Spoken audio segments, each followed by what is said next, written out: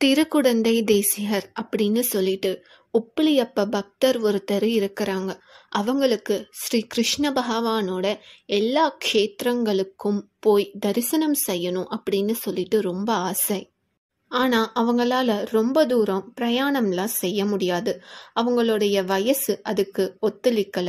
இருந்தாலும் அவங்க கிருஷ்ணனை தரிசனம் செஞ்சே ஆகணும் அப்படின்னு சொல்லிட்டு ரொம்ப ஆர்வமாக இருந்தாங்க. திருப்பதி, துவாரகா, மதுரா, விருந்தாவனம், பூரி இப்படி பல க்ஷேத்திரங்களுக்கு போகணும் அப்படின்னு சொல்லிட்டு ஆசைப்படுறாங்க. அவங்களுடைய சிஷ்யர்கள் கிட்ட இந்த விஷயத்த சொல்லி அவங்களும் ஒத்துக்கிறாங்க.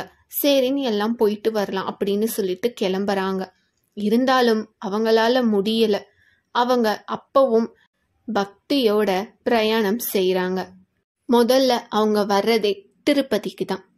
திருப்பதி மலை ஏறணும் அப்படின்னா சாதாரண விஷயம் இல்லை.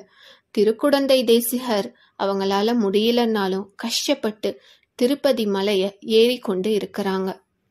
அப்போ இன்னொரு பக்தர் ஒருத்தங்க அந்த இடத்துக்கு வராங்க. அவங்க தேசிகரை பார்த்துட்டு கேக்குறாங்க, இங்க ஆழ்வார் தீர்த்தம் ஒன்று இருக்குமே, அது எங்க இருக்குன்னு தெரியுமான்னு கேக்குறாங்க. தேசிகர் எந்த ஆழ்வார் தீர்த்தம் அப்படின்னு கேக்குறாங்க. இவங்களும் நம்மாழ்வார் தீர்த்தம் எங்க இருக்கு அப்படின்னு சொல்லிட்டு கேக்குறாங்க. அந்த நம்மாழ்வார் தீர்த்தம் அவங்க கண்ணுக்கு எட்டுற தூரத்துல தான் இருந்தது. உடனே தேசிகர் சொல்றாங்க, இங்கதான் இருக்கு பாருங்க, கிட்டையே தான் இருக்கு அப்படின்னு சொல்லி காமிக்கிறாங்க. உடனே அந்த பக்தரும், அட ஆமா இங்கேயே இருக்கு, பக்கத்திலேயே இருந்திருக்கு, நான் தான் இவ்வளோ நேரமா தேடிட்டு இருந்தேன், பக்கத்திலேயே இருந்திருக்கே அப்படின்னு சொல்லிட்டு போறாங்க. இவங்க இப்படி சொல்லிட்டு போனதுமே தேசிகருக்கு அவங்க மனசுல தோணுது, இவங்க சொல்றதுல எவ்வளவு ஒரு ஆழமான அர்த்தம் இருக்கிறது. பக்கத்திலேயே கடவுளை வச்சுட்டு நம்ம ஏன் கஷ்டப்பட்டு முடியாம இவ்வளவு தூரம் தேடி வந்துகிட்டே இருக்கிறோம் அப்படின்னு சொல்லிட்டு அவங்களுக்கு தோணுது. அவங்க திரும்பி பார்க்கறாங்க. அந்த இடத்துல அந்த பக்தர் இல்லை, அப்படியே மறைஞ்சு போயிடுறாங்க. அந்த நேரத்தில் தேசிகருக்கு புரியுது, ஸ்ரீ கிருஷ்ணரே தான் அந்த பக்தர் அப்படின்னு சொல்லிட்டு. ஏன்னா ஸ்ரீ கிருஷ்ணருக்கு அவங்களுடைய பக்தர் சிரமப்படுறது பிடிக்காது. அவங்க நல்லா இருக்கணும்னு நினைப்பாங்க.